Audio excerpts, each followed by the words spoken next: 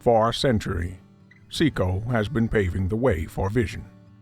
Through education and the ability to always adapt to the latest and greatest tech, we have worked to push optometry and our understanding of it forward.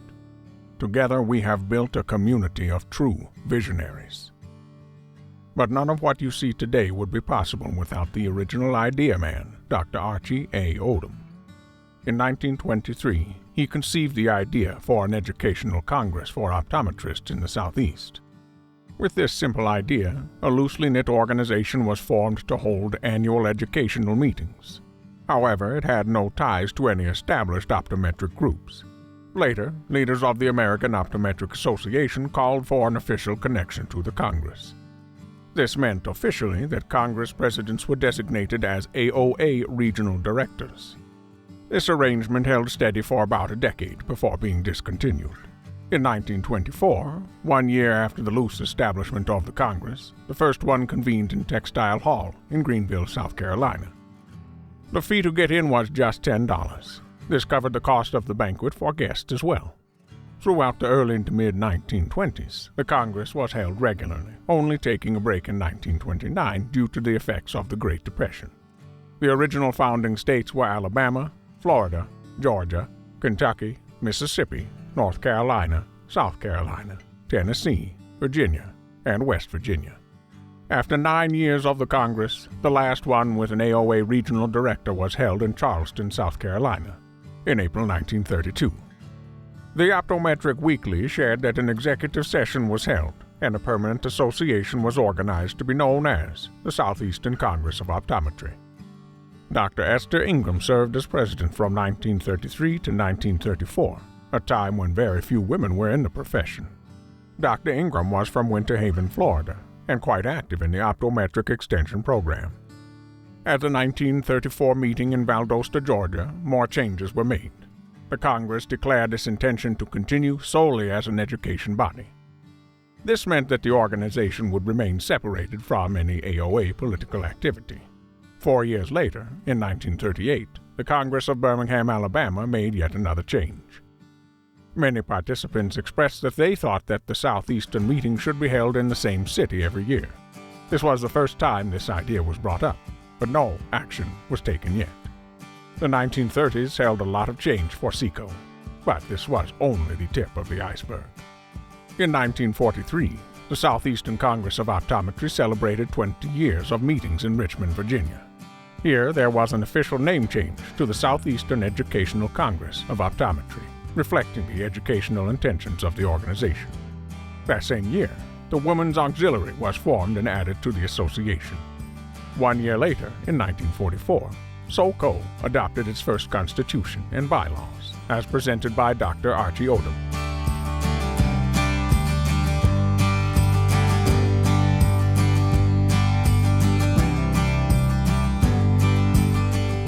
Then, at the end of the decade, Maryland officially joined as a member of the Congress. In the background of all of this was war and political unrest, but still SECO prevailed in making adequate strides in optometry. The early and mid-1950s were steady for the association as they continued to hold meetings. The late 1950s brought many important milestones for members.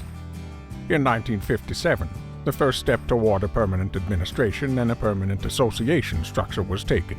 Mr. Felton Gordon was hired as the administrative director and public relations counsel of the association. In his position, he organized the Southern Conference on Optometric Education, which worked with the Southern Regional Education Board to change the status of schools of optometry so that they could operate as state schools, obtaining state grants for students and lowering tuition. This opened a world of opportunities for those seeking to gain an education in the field of optometry. That same year, Atlanta was chosen as the permanent home of the Congress, at least for the next 2 or so Congresses, according to members. As we know, Atlanta was not a temporary fixture for SECO.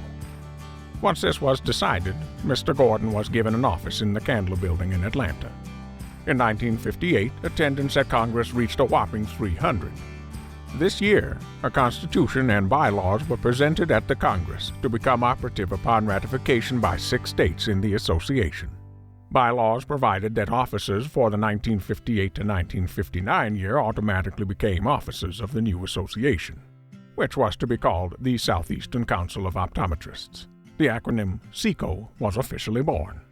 Participating states at this time were Alabama, Florida, Georgia, Kentucky, Mississippi, North Carolina, South Carolina, Tennessee, Virginia, and West Virginia. The Constitution and bylaws were ratified at a special post-Congress meeting held on August 16, 1958. At the request of Alabama, the official name was modified to the Southern Council of Optometrists, SECO. Dues were set at $2 per annum.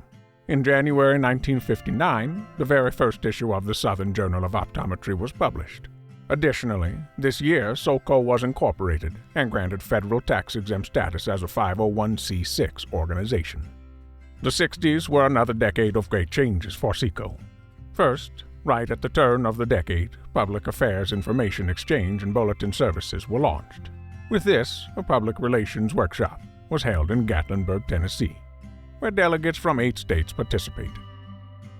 Later that year, the first Public Affairs Forum was held as a way for representatives from the member states to pool ideas to further educational projects and legislative efforts in the field of optometry.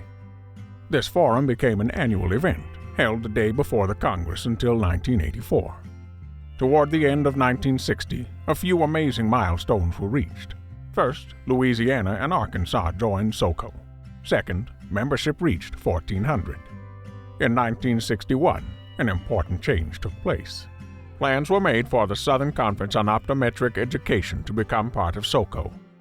By 1962, this plan was fully realized, and the two organizations were merged, making it easier than ever for college optometry students to get state-funded financial aid. In 1963, the assistance program was launched at Congress with approval from the Board of Trustees. 1965 marked the beginning of a successful movement to establish a new optometry school in the South. The Council's Board of Trustees appointed a special study committee headed by Dr. Bill Sullins of Tennessee. A year later, at the 1966 Congress, Dr. Don Springer of Alabama and a chairman of the new College Study Feasibility Committee proposed a 5-point program to found a new school. The Council authorized expenditures of up to $15,000 for the study, and Dr. Springer was given the go-ahead to start a campaign to raise $50,000 for the school. As a result, the new School of Optometry at the Medical Center of the University of Alabama at Birmingham came into being in 1968. The same year, 1 out of 3 SECO members attended SECO. The House of Delegates adopted a resolution supporting the creation of the School of Optometry within the University of Alabama Medical Center in Birmingham. This resolution also encouraged members to donate to the constitution of the school's building. In the early 1970s, Congress attendance reached 2,541. Additionally, a revision of the bylaws determined that there was to be 1 representative for every 25 members of the state association. Also, the name of the annual Congress changed to Southern Educational Congress of Optometry. In 1973, President Dr. Gordon Butterfield and Dr. Spurgeon Ure conceived the idea of the Legislative Educational Forum. Over the next few years, this was held in Memphis, Tennessee, with its dates not so coincidentally coinciding with the Liberty Bowl football game.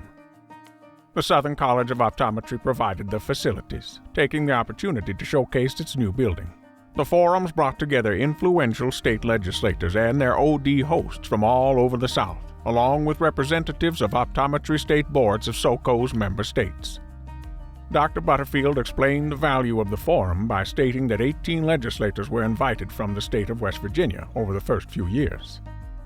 He felt the information these elected representatives received at the forum was instrumental in their passage of the 1976 Optometric Therapeutic Bill, which was the first in the nation. In 1975, Dr. Tom's Magic Tree debuted. Produced by Dr. Edridge Brown of South Carolina, the film cost $25,000 to produce. Alongside the film, Dr. Harold Winston donated artwork and print slates of his coloring book that accompanied the film and catered to young patients. In 1976, it was difficult for small regional journals to compete with the national professional ones in terms of obtaining good clinical articles. To help solve this issue, SECO gained the support of the American Optometric Foundation and established the Spurgeon Ure Award in 1976, named for the then president of the Southern College of Optometry. This award was given to the best clinical paper submitted in a given year. This resulted in many amazing articles. By this time, the annual Congress was officially referred to as SECO and was held in the Atlanta Hilton Hotel. However, it would not be long before the event outgrew the size of the venue and a new place needed to be secured. In 1977, SECO started giving out annual awards to recognize members that were making a huge impact in optometry.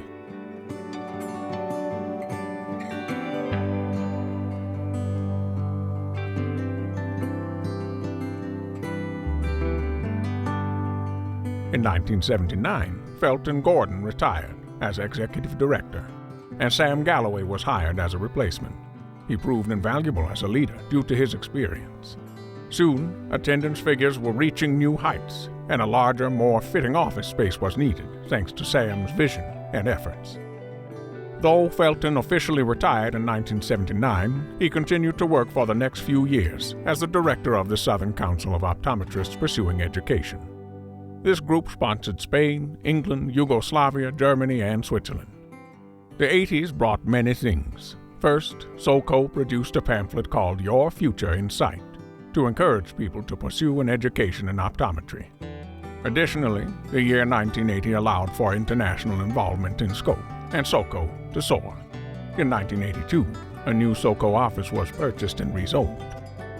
It was funded entirely from operating funds. Also, a practice management seminar was held in the U.S. Virgin Islands in the summer of 1982. Unfortunately, the early 80s also brought the end to the journal. Due to rising costs, it ceased publication. In 1985, the SECO president and executive director attended the IOOL General Delegates meeting. This furthered international relations. The next year, optometrists from Europe attended SECO, and SECO granted affiliate membership status to the World Council of Optometry. By the late 1980s, SECO was offering courses in technology advancement, and optometry was officially entering the age of the Internet.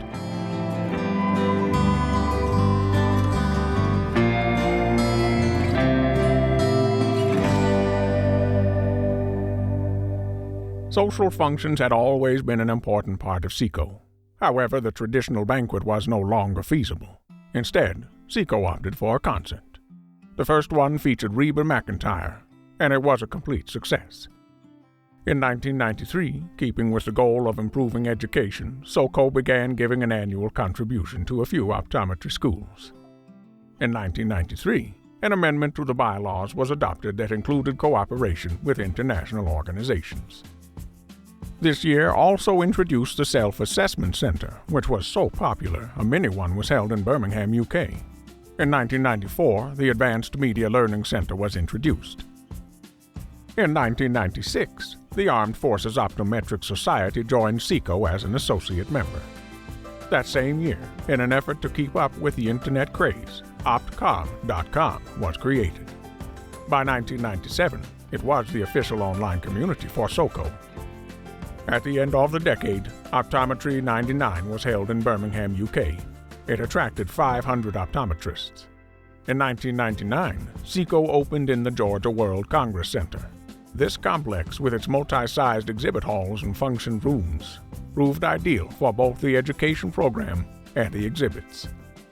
The presidents serving during this period, who helped shape many of the changes taking in the 1990s, include Dr. Jerry Park, Dr. Richard Shuck, Dr. Bob Lopenick, Dr. Howard Braverman, Dr. Wayne Brown, Dr. Lowell Jones, Dr. Andy Cook, Dr. Thomas Crook, Dr. Don Williamson, and Dr. Gordon Jennings. International events continued occurring with Vision 2000, which was held in South Africa. The same year, the name of the annual Congress changed from SECO to SECO International. Attendance reached 8,000 people.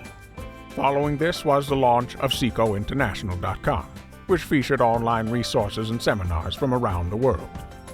In 2001, Jim Vrock became SECO's third executive director.